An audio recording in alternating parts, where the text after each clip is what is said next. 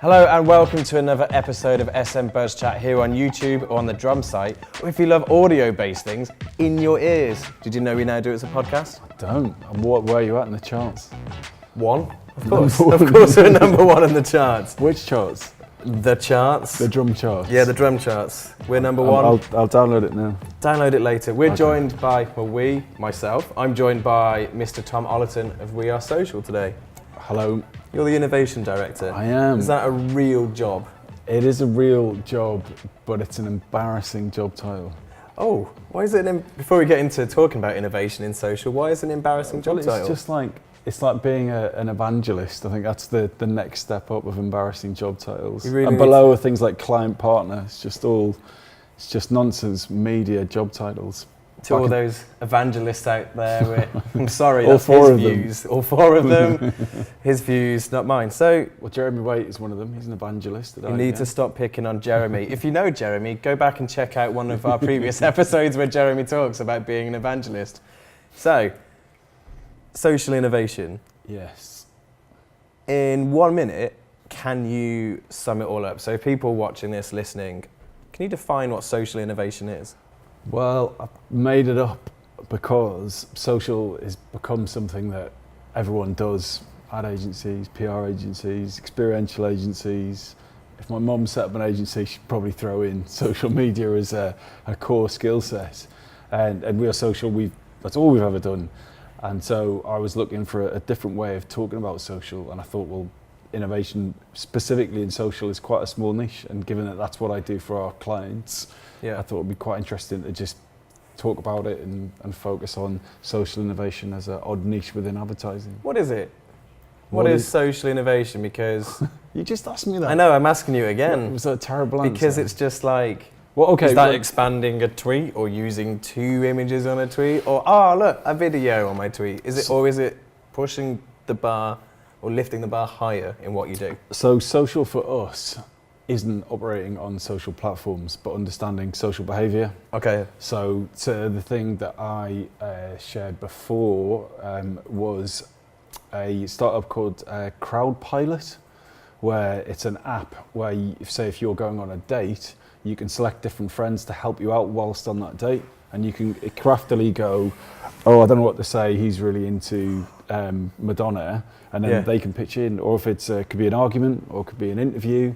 And so that for us, that is social innovation, because it's innovating in the way that people communicate, as opposed to being like, hey, look at this cool new feature on Snapchat, which is interesting, but that's not social innovation. That's a social iteration, I guess, if you like. That's an intense level of innovation there. I've never heard of that app, by the way. Well, you probably wouldn't need it. And there's another one called Natter, which I really like, which is the crowdsourced chat, where if you say you're Tindering, that's what you call it, and you don't know what to say to this person with their witty retort, you screen grab it, you upload it to Natter, and you can pay comedy writers to come up with your chat, so, like $1.99 a thing or whatever, and it's just brilliant. So for us, and for my role, I'm always looking for innovation in social. How are we communicating differently? Another example would be social VR, so virtual reality. Everyone's talking about it. It's getting really boring now. Roller coaster rides, driving in cars. Those roller coaster rides have been around for so long.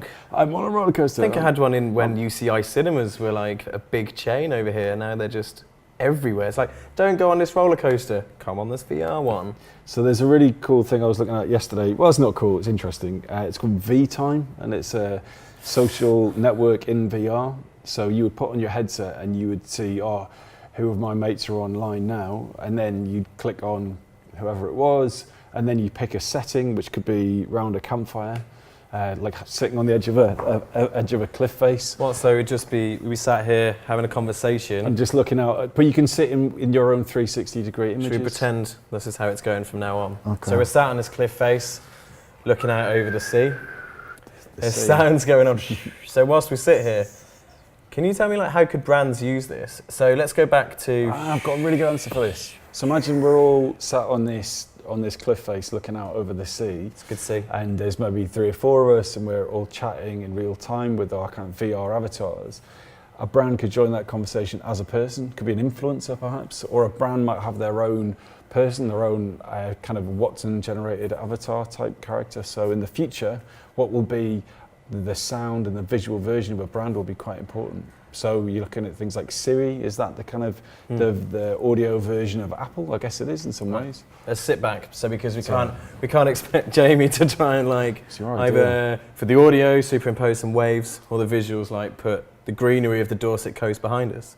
You're saying about Siri there, and we were chatting before we came on because Alexa's now available here. Oh, is it this week? We do this a week after, but Alexa isn't going to be available in the UK from October. Yeah, mine's in the post. I spoke about it with Sid last week as well. But how do you think brands could use it in social? Like, Alexa it's a social tool. Well, it's a kind of a broadcast tool at the minute. It kind of integrates with Twitter, but as far as I know, it's not a case of, hey, text Adam, you should check out Keep On Rocking in the Free World by Neil Young, for example, not the Guns N' Roses version that you made me listen to. It's Bon Jovi. Oh shit, yeah, that's true. Get it right.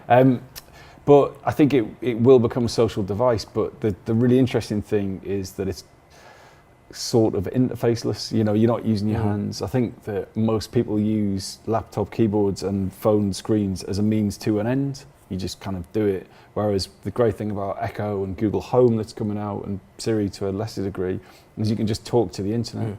And I don't think anyone's really worked out how to use it. But there are some brands on there already. Capital One in America, it's got a... What do they do on there? You can check your bank balance and send payments to people. Can you tell them to like stop when it starts off with like negative? Like, never mind. yeah, that's it. The BMW, you can ask it how much petrol's in the car, how long to your MOT, how long will it take me to get to certain places. The BBC you say, give me a news update. A couple of tech things do that as well. So I think it's going to be fascinating space for brands, and that's what I'm talking. That's social innovation for us. It was like, okay, so you have a social strategy, your Facebook, your Instagram content, your YouTube. People will be expecting brands to have a kind of much more of a stronger audio presence. Okay, so disinterested. I'm not disinterested. If someone did that to me in real life, I would think they hated me. No, that is when I'm thinking of the next question. How can I use this at the drum? It's where we work. Or how can somebody from the Social Buzz community learn from your insights? So what I want to try and say to you is like, okay, so you have your social media strategy, that's fine. You go out and you say, oh, we should be doing this, this, and this. I am Joe Blogs, for example, or John Doe, or whatever, Jane Doe, from Company B. Yeah. And I want to start pushing my social media at this company to a next level. What would be your 3 tips to that individual? How should they go about doing it? In general in social? Or in general in social, like how should they address it to their boss? Say this is a good idea, we should try this idea. How should they integrate it into a strategy, for example? Well, I'll kind of repeat what we were saying before, and we had it in the kind of live tweet chat, is that startups, with small businesses, SMEs, typically, you know, under 3 people. I have a chat with them when I've been mentoring them, and they've said, how can I use social media to boost awareness or engagement around my startup? And I don't think they appreciate the advice, but I said, instead of trying to get everyone to tweet and engage in social on your brand, why don't you just spend all of that time making your product much better?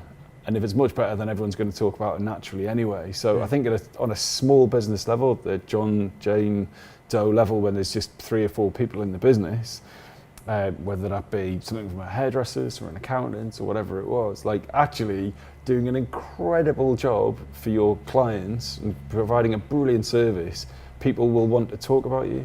And I think brands often make that mistake in their head. They're like, how do we get people to talk about us on social? Well, do something that's worth talking about on social. I thought you were following up with something there. No, that's it. Like, instead of trying to do something worth talking about, no, do something worth talking about. Don't try and work out how to get people to talk about you. Like Apple, right? Typically no social strategy. Yeah. What do they do on Twitter? Nothing. I think they've hired some social pros recently, and maybe that will change. But fundamentally, what they've done is create products that people want to talk about, so everyone talks about them in social. Okay, that makes perfect sense to me now. I don't know why I went so blank. I have actually no idea.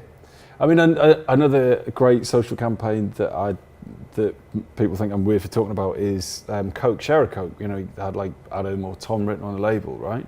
It was a brilliant social campaign ever. It wasn't on, well, I guess there was a Facebook and Twitter element, but actually people would just take a picture with them. They just did it. Yeah, so what they did something worth sharing in social.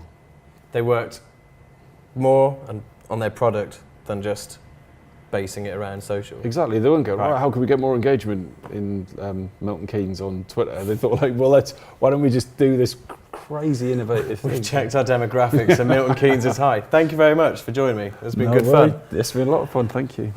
If you want to plug anything, plug it now. Plug yourself. But it's next week, isn't it? Yeah, it goes out next week, so you can't plug yourself. I've got nothing to plug. I just want everyone to be happy and have a really lovely weekend. Yeah, you can find Tom on Twitter at Mr. Tom Ollerton. Or at We Are Social. Or at We Are Social. There you go, there's something for you. Thank you again. Good luck tomorrow. But with what? with what? This week we're going to change it up a bit. Instead of it being like an interview, me and Sid Lawrence from We Make Awesome .it, clever boy, are going to have a conversation about chatbots, because people are using chatbots, brands are using chatbots, but they're not really sure why or how are they.